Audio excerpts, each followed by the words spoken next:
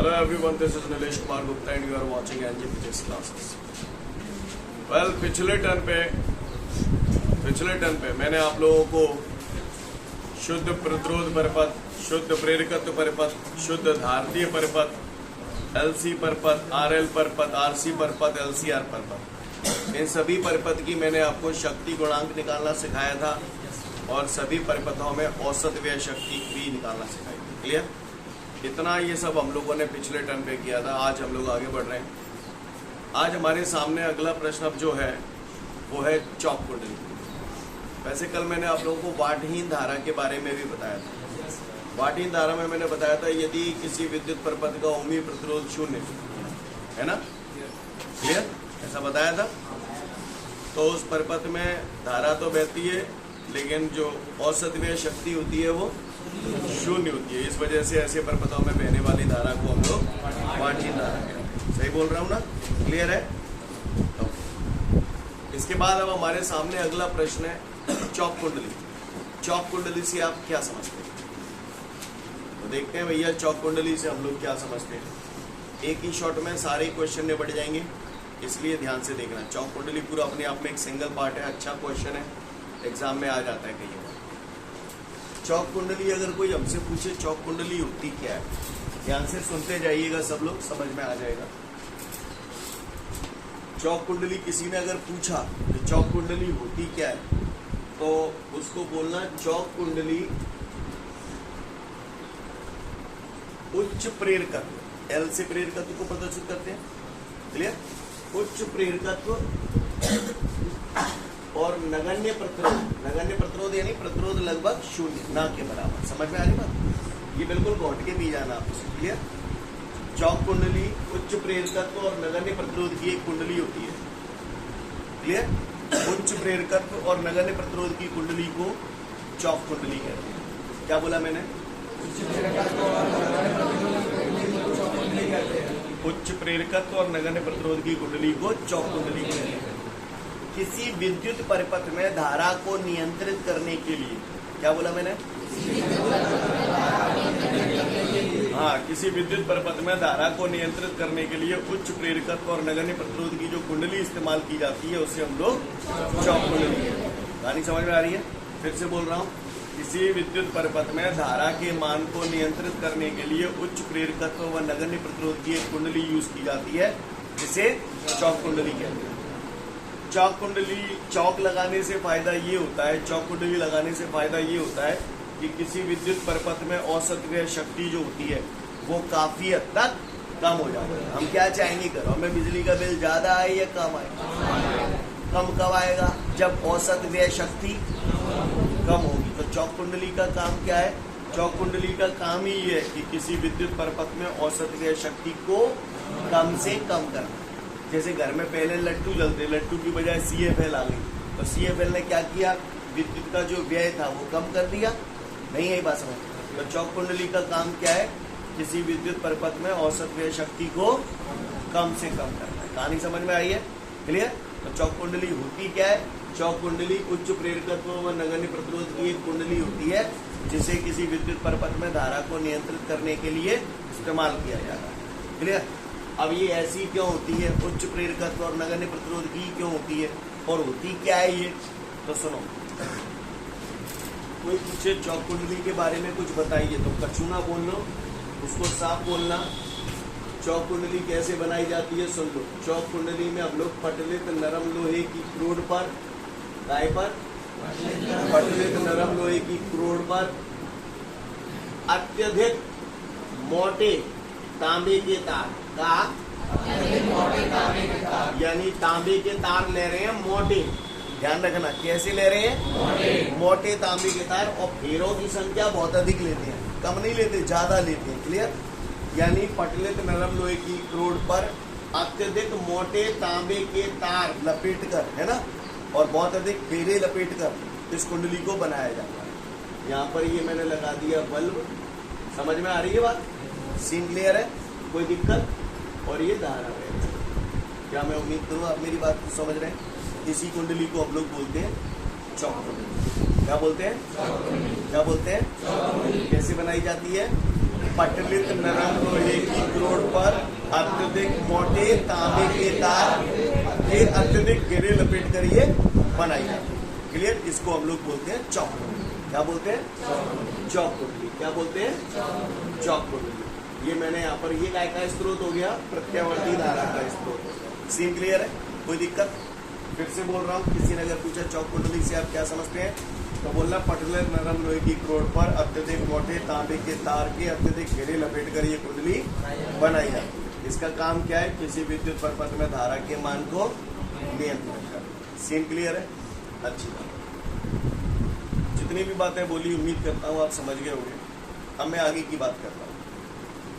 याद है हमने बचपन में पढ़ा था, प्रतिरोध का एक सूत्र पढ़ा था जिसमें रो, एल और ई आता था। क्या सूत्र बता सकते हैं? आर बराबर रो एल अपॉन, समझ गए? आर बराबर रो एल अपॉन। मैं प्रतिरोध कैसा चाहता हूं? नगण्य, कम से कम। देखो जीरो तो किसी चीज का प्रतिरोध इस दुनिया में हो नहीं सकता, तो मैं कोशिश क्या करूंगा? कम से कम।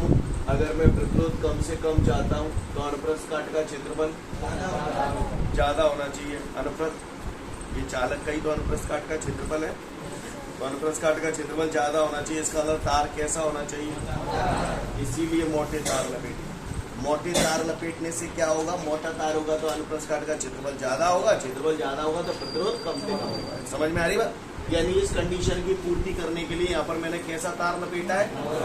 मोटा तांबे का तार लपेटा है। समझ में आ रही है बात? मेरी दूसरी बात,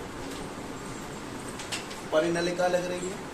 चैप्टर 6 में पढ़ाया था, धारावाही परिनलिका का स्वप्रेरकत्व का सूत्र पढ़ा था, अगर आपको याद हो तो, μ0 n² E अपॉन। याद है आपको? मुझे L का मान ज्यादा से ज्यादा चाहिए, तो फेरों की संख्या, तो समझ गए? फेरे ज्यादा क्यों लपेटे? क्योंकि फेरे जितने ज्यादा लपेटे होंगे स्वप्रेरकत्व का मान उतना ही ज्यादा होगा। तांबे के तार की कुंडली बनी है, बीच में नरम लोहे की क्रोड रखी है। अब नरम लोहे क्यों रखा है? याद है? कुंडली के भीतर रखे पदार्थ की चुंबकशीलता पर, कुंडली के भीतर रखे पदार्थ की चुंबकशीलता जितनी अधिक होगी स्वप्रेरकत्व का मान उतना ही। तो नरम लोहा क्यों लिया है? समझ में आई? मोटा तार क्यों लिया है? समझ में आई? और फेरों की संख्या ज्यादा क्यों ली? समझ में आई?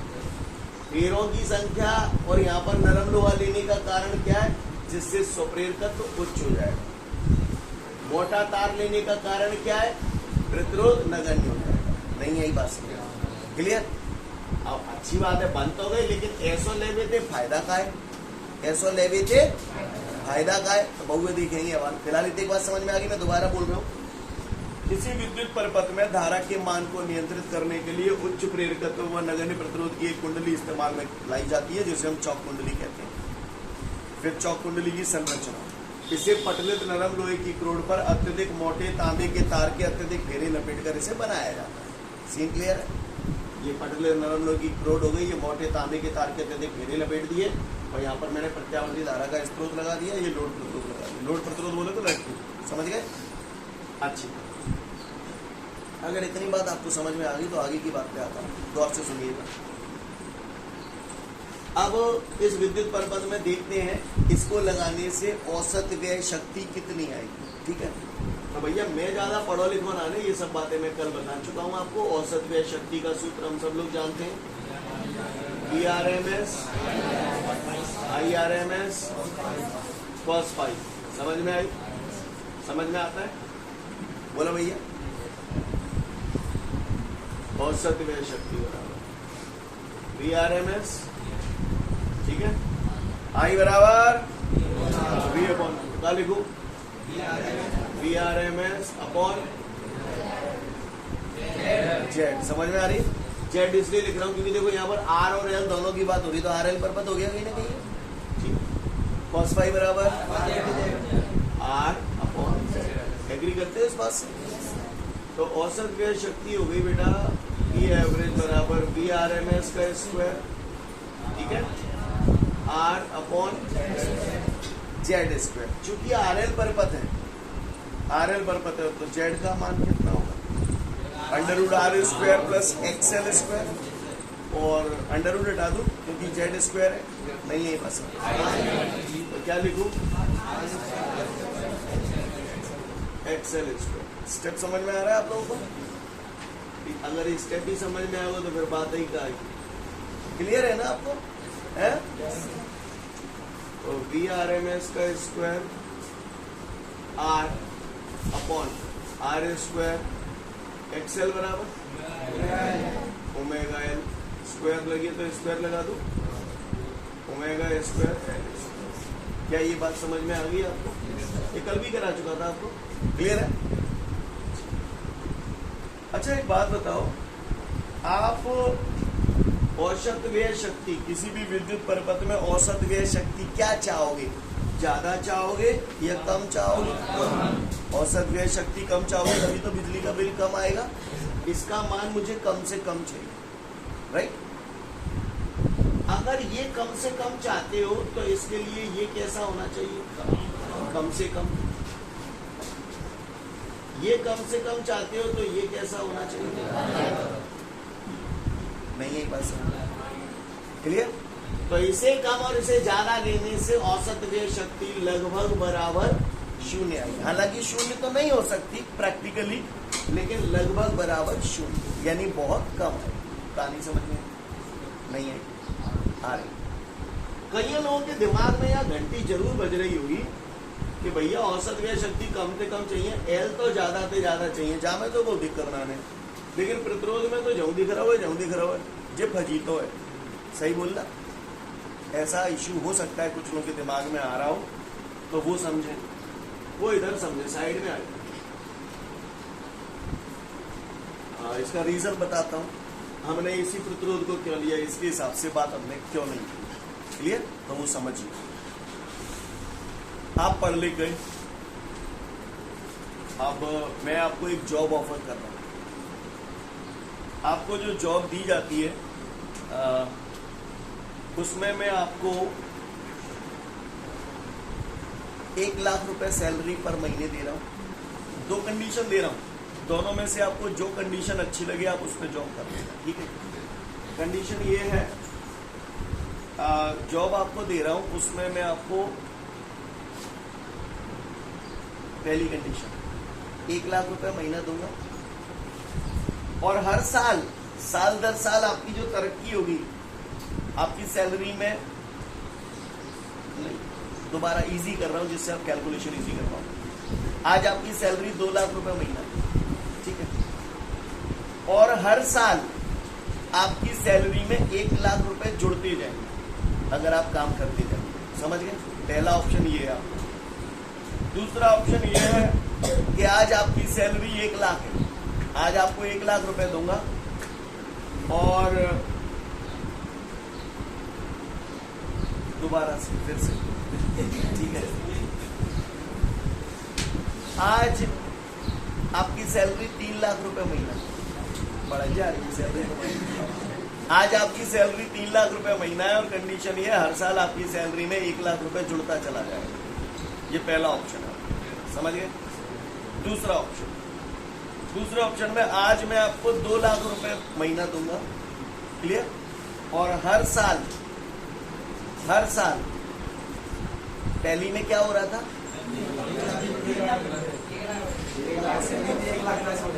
1 लाख, फिर से दोबारा कंडीशन करोड़पति बनाओ। फिर से दोबारा फर्स्ट कंडीशन, आज आपकी सैलरी 3 लाख रुपए, कितनी है? 3 लाख। और हर साल आपकी सैलरी में 2 लाख रुपए बढ़ाता जाएगा। क्लियर? समझ गए? मतलब हर साल आपकी सैलरी में 2 लाख रुपए जुड़ते चले जाएंगे। समझ गए? साल दर साल। दूसरा ऑप्शन ये है कि आज आपकी सैलरी 2 लाख रुपए रहेगी और हर साल आपकी सैलरी में 2 लाख का गुणा किया जाएगा। तो आप कौन सी वाली सैलरी लेना पसंद करेंगे? गुणा भाई में तो 2 लाख रुपए ही महीना मिल रहे हैं। अच्छा, आगे बढ़ जाएंगे और बावाई में आज ज्यादा दिख रहे हैं और कल कम है जाएंगे। समझ में आ रही है बात? यानी तरक्की ज्यादा कब होगी? जब काम गुणा में हुआ, बोलो जोड़वे में काम हिंदी ने हुआ, लेकिन गुणा में भरभरा के जाओ। बात समझ में आई है नहीं है? ये प्रतिरोध गुणा में और ये प्रतिरोध जोड़ में, कौन सा प्रतिरोध ज्यादा प्रभावशाली होगा? ऊपर वाला, इसीलिए मैंने ऊपर वाला लिया। नहीं यही बात समझ क्लियर है? जब यहाँ पर दो दो है तो इनमें जो ज्यादा प्रभावशाली होगा उसी के प्रभाव को तो हम कंसीडर करेंगे। तो हम किसको कंसीडर करेंगे? ऊपर वाला। नहीं है, क्योंकि ये गुणा में है और ये जोड़ में। तन तई ना पर रहो, परिगो आगे परिवाऊ। एक बार लास्ट शॉट दे रहा हूं, ध्यान से सुनिएगा। किसी ने पूछा चौक कुंडली क्या होती है, तो हम उसे बोलेंगे किसी विद्युत परपथ में धारा के मान को नियंत्रित करने के लिए उच्च प्रेरकत्व व नगण्य प्रतिरोध की एक कुंडली उपयोग में लाई जाती है, जिसे चौक कुंडली कहते हैं। क्लियर? क्लियर? चौक कुंडली में बहने वाली धारा वाटहीन धारा कहलाती है। क्यों कहला रही है वाटहीन धारा? समझ में आ रही है बात? क्लियर? अब इसकी संरचना, चौक कुंडली की संरचना, तो बताओ आप ही बोलो क्या करेंगे? मंडलित की करोड़ बार तांबे के तार के अधिकतम घेरे लपेट कर ये बनाई जाती है। इसके दोनों सिरों के बीच में प्रत्यावर्ती धारा का स्रोत किया जाता है। काव्य को परेशान। इसका कार्य सिद्धांत ये समझ में आ गई पूरी कथा? क्लियर है? मैंने आपको 3 से 4 मिनट का समय दिया, तसल्ली से पढ़ दो इसको। ठीक है, आज के लिए पर्याप्त। कल फिर मिलते हैं। Thank you everyone, have a great day to all of you guys. जय हिंद।